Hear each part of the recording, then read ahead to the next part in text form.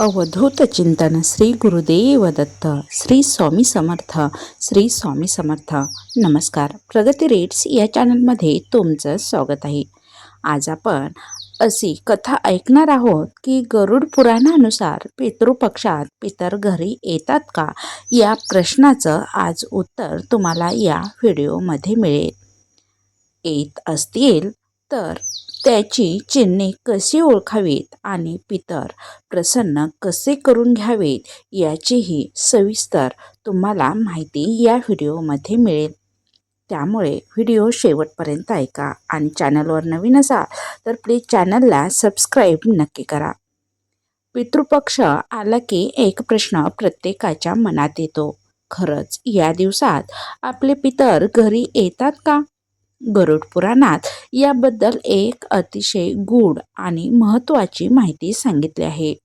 पितर सूक्ष्म रूपात आपल्या घरात येतात आणि आपण केलेले श्राद्ध, तर्पण आणि अन्नदान स्वीकारतात असं मानलं जातं.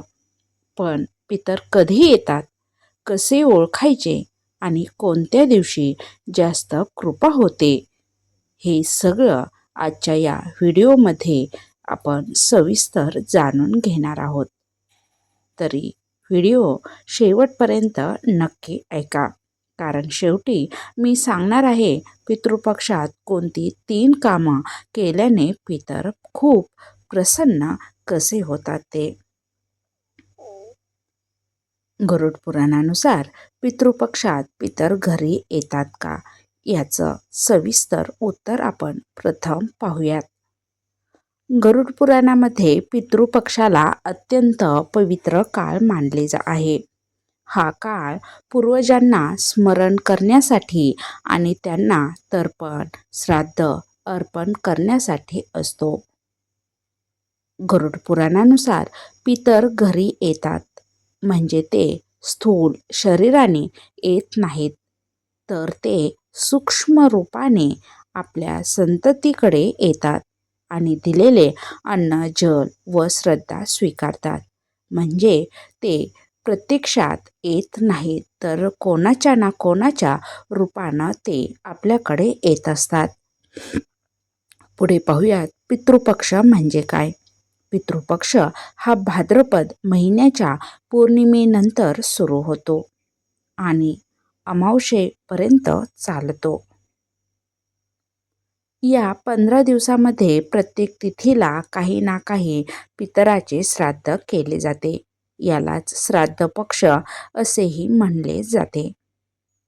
पुढे पाहूयात पितर या काळात काय येतात.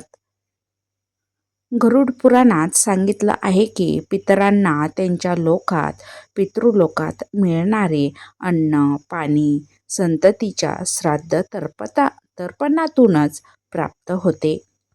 म्हणूनच पितृपक्षात पितरांना आमंत्रण दिल्यास ते येतात आणि आपण केलेले त्यांना दान अर्पण स्वीकारतात. पितर कोणत्या दिवशी जास्त जवळ असतात याचं सविस्तर माहिती पाहूयात. गरुड पुराण व परंपरेनुसार खालील दिवस खूप महत्त्वाचे मानले जातात. महालय श्राद्ध म्हणजे पितृ अमावस्या, वडिलांची आईची श्राद्ध तिथी, पितरांचे श्राद्ध, सर्व पित्रे अमावस्या, एकादशी व द्वादशीला तर्पण, शनिवार आणि अमावस्या. या दिवशी पितराचे आशीर्वाद लवकर मिळतात असे मानले जाते. पितराचे आगमन कसे ओळखावे याचे सविस्तर आपण संकेत पाहूयात. गरुड पुराणात प्रत्यक्ष हेच संकेत असतील असे ठाम सांगितले नसले तरी धार्मिक परंपरेत काही लक्षणे सांगितली जातात. ती म्हणजे असे संकेत आहेत की स्वप्नात पूर्वज दिसणे, स्वप्नात मृत्यू पावलेले व्यक्ती, जे कोणी असतील तुमचे, समजा वडील, आई, आजोबा, आजी असे मृत्यू झालेले पूर्वज व्यक्ती दिसणे, हा पितराच्या उपस्थितीचा संकेत मानतात. दुसरा संकेत म्हणजे कावळा अन्न लगेच खाणे. श्राद्धाचे अन्न कावळ्याने लगेच स्वीकारले तर पितर तृप्त झाले असे मानतात. गाय किंवा कुत्रा घराजवळ येणे. गाय, कुत्रा श्राद्धाच्या दिवशी दिसणे शुभ मानले जाते. त्यामुळे जर गाय, कुत्रा तुमच्या दारी आले तर त्या दिवशी नक्कीच तुम्ही त्यांना अर्पण करा, नैवेद्य अर्पण करा. दिवा शांतपणे तेवत राहणे. पूजेचा दिवा शांतपणे आणि स्थिर जळणे हा सकारात्मक संकेत समजला जातो. पुढे पाहूया, घरात शांतता जाणवणे. अकारण तणाव कमी होणे, मन हलके वाटणे हे पितर कृपा मानतात. घरात शांतता असणे. पुढे पाहूयात, श्राद्ध म्हणजे काय. श्राद्ध म्हणजे श्रद्धेने केलेले पितरासाठीचे कर्म. यामध्ये तर्पण म्हणजे जल अर्पण करणे, पिंडदान, ब्राह्मण, गरीब, भिक्षुकांना भोजन देणे, दानधर्म देणे, दीपदान करणे अशा गोष्टींचा समावेश होतो. पुढे पाहूयात, तर्पण म्हणजे काय. तर तर्पण म्हणजे पाणी अर्पण करून पितरांना तृप्त करणे. तर्पण करताना कुश, तीळ आणि जल याचा उपयोग केला जातो.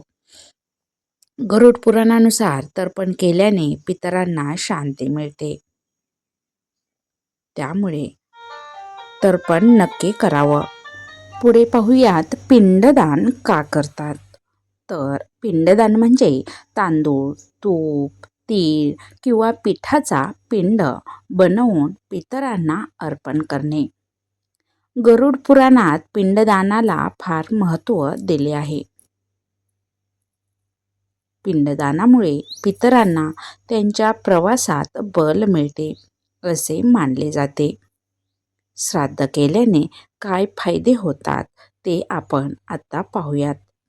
गरुड पुराणानुसार श्राद्ध केल्याने पितर तृप्त होतात, घरात शांती येते, वंश वाढतो, आयुष्य आणि आरोग्य सुधारते, घरात सुख समृद्धी नांदते, संकटे कमी होतात, अडीअडचणी कमी होतात, पितृदोष शांत होतो, तुमच्या पुढील पिढीला पितृदोषाचा त्रास होत नाही, अडचणी येत नाहीत, घरात धनधान्य टिकते.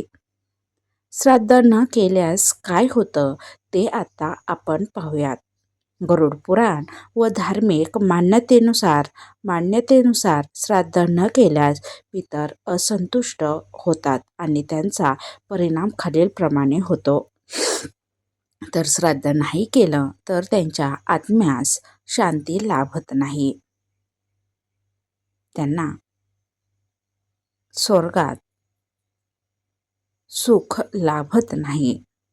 तसेच आपल्याही घरात वादविवाद, आर्थिक अडचणी, आरोग्याच्या समस्या, सतत अडथळे, पितृदोष असा होतो असे सांगितले आहे. पुढे पाहूयात, पितृपक्षात कोणत्या गोष्टी टाळाव्यात. पितृपक्षात काही गोष्टी टाळाव्यात असे मानले जाते. पुढील प्रमाणे: शुभ कार्य, लग्न, गृहप्रवेश, नवीन वाहन, घर खरेदी, मोठे आनंदाचे कार्यक्रम, अनावश्यक खर्च, मद्य, मांस सेवन करणे हे टाळावे. तसेच भांडण, वाद हे पितृपक्षात टाळावयाच्या गोष्टी आहेत.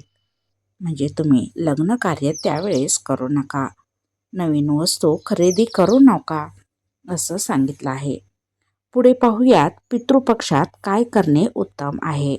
गरुड पुराणानुसार पितर प्रसन्न करण्यासाठी खालील गोष्टी कराव्यात. रोज सकाळी स्नान करून तर्पण, गाईला चारा चारणे, कुत्र्याला अन्न देणे, गरिबांना दान करणे, ब्राह्मणास भोजन किंवा दान करणे, तिळाचे दान करणे, पिपळाखाली दिवा लावणे, गंगाजल, तुळशी अर्पण करणे, ओम पितृदेवाय नमः हा जप हे उपाय प्रभावी मानले जातात. पुढे पाहूयात, सर्वात महत्त्वाचा दिवस कोणता. तर सर्व पित्री अमावस्या, महालय अमावस्या या दिवशी ज्यांना आपल्या पितराची तिथी माहीत नसते त्यांनी या दिवशी श्राद्ध केले तरी सर्व पितर तृप्त होतात असे मानले जाते. या व्हिडिओमधून या माहितीमधून असा निष्कर्ष निघतो की गरुड पुराणानुसार पितृपक्षात पितर सूक्ष्म रूपाने म्हणजे कोणत्या ना कोणत्या जीवाच्या रूपाने आपल्या घरी येतात. त्यामुळे श्रद्धेने केलेले तर्पण ते स्वीकारतात. जर तुम्ही त्या सूक्ष्म रूपाला जीवाला दान केलं, नैवेद्य अर्पण केला तर श्राद्ध स्वीकारले असे मानावे आणि प्रसन्न झाले तर आपल्या घरावर आशीर्वाद नक्कीच होतात. आज आपण पाहिलं की गरुड पुराणानुसार पितृपक्षात पितर सूक्ष्म रूपात आपल्या घरी कसे येतात, काय येतात आणि आपण केलेलं श्राद्ध, तर्पण, दानधर्म यामुळे ते आपल्यावर कसं प्रसन्न होतात हे आज आपण या व्हिडिओमध्ये पाहिलं. जर आपण श्रद्धेने हे कर्म केलं तर पितरांचा आशीर्वाद घरावर कायम राहतो आणि घरात सुख, शांती, आरोग्य आणि समृद्धी वाढते असं मानलं जातं. मित्रांनो, पितर म्हणजे फक्त परंपरा नाही, ते आपल्या आयुष्याचा आधार आणि आशीर्वाद आहेत.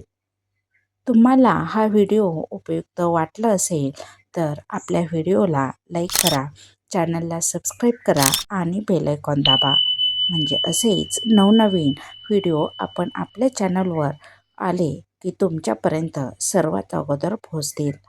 तुमच्या घरी पितृपक्षात कोणती परंपरा पाळली जाते हे कमेंटमध्ये मला नक्की सांगा.